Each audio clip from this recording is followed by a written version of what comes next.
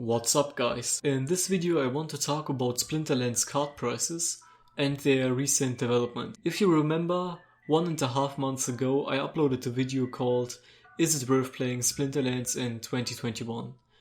Around the time of that video the total Splinterlands card market cap was $7 million and I predicted a market cap of $10 million in the next couple of months. Well, it happened sooner than I thought because we recently hit the $10 million market cap. That's almost a 50% increase in not even 2 months. My personal collection value also increased from around $1,000 to about $1,500. So even a little bit more than the total market cap. I used peakmonsters.com for this value, and you can also check your collection value there. I have to note though that not all cards increased equally in price.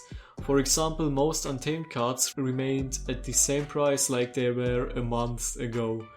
But before we take an actual look at specific cards and card groups, let's talk about some reasons for the price increase. Personally, I see 2 reasons for the rapidly increasing prices: new player signups and an increasing HIVE price. So first of all, we saw many new players joining the game in the last couple of weeks. To name some specific numbers, let's take a look at the February progress report from Splinterlands. It shows that 4,600 players signed up for the game, which is an 8% increase in total registered users, and 700 summoner spellbook purchases, which is about a 4% increase in total spellbook owners. 700 new paying players might not sound like too much, but considering that this is only 1 month and that this is a blockchain game, I would say that it's pretty good actually. I also have the feeling that the numbers for March will be even bigger, but I can't say that for sure until Splinterlands releases the numbers in a week or so. The question is, what is the reason for the rise in players? And I think there are many factors for that. First of all, we are in the bull market, which usually leads to many more players joining the space and thus more people joining games. Second, and maybe the more important reason, is that there has been some nice exposure for Splinterlands in the past weeks. Just to name a few keywords, we had the Wax integration, the Brave browser tournaments, the deck BUSD farm on Cup, or the ultra rare NFT collection. If you want to learn more about those things, check out the official Splinterlands blog, linked in the description. Another reason might be that NFTs had kind of a small renaissance in the past time, which might lead people to buying cards. Well, that's about the new players.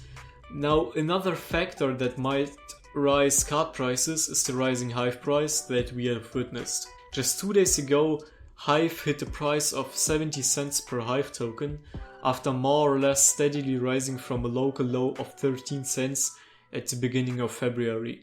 It currently stabilized at around 50 cents. Historically, a high HIVE or Steam price has led to higher card prices.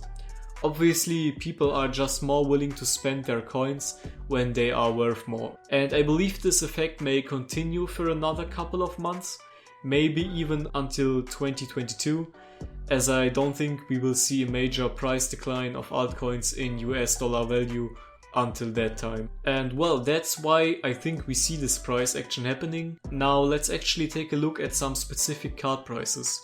As I said before, untamed card prices didn't really rise as much as others. The reason for that is probably that untamed packs are still selling and have a high supply left. Now, obviously this doesn't apply to all untamed cards. There are of course some that have seen a price increase, but some also declined in price.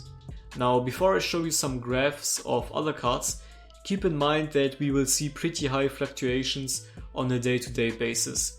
The major reason for that is that when high level cards are being sold, which is indicated by a rather high BCX number for that day, they are sold for a cheaper per card price than those that are not high leveled. Also, the charts are not really good to read by just looking at them. If you want to do some research on your own, I also recommend using Peak Monsters for that. You can then check the exact price for each day and not just view a graphical representation. And yeah, so I checked some of the card prices, and while I can't do an exact analysis because I just don't have the data for it, it seems to me that what is driving this market cap increase is mainly the beta and surprisingly the reward cards collections. Alphas also pump for the most part, but I don't want to be too specific on that because it's too hard to evaluate their real value because the liquidity on that market is pretty low. And what I also noticed is that the gold cards have been rather stable. I mean, they also have risen, but it's mostly the non-gold foil cards that have seen a value increase. As I said before, I don't have too much data that I could analyze for that.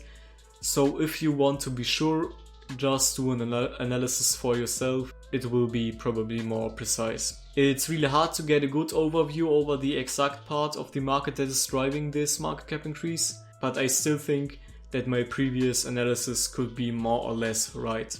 But yeah, that's it for today's video. What do you think is the reason for the pump and how long do you think it will last? I'd really appreciate if you leave a comment with your thoughts on this.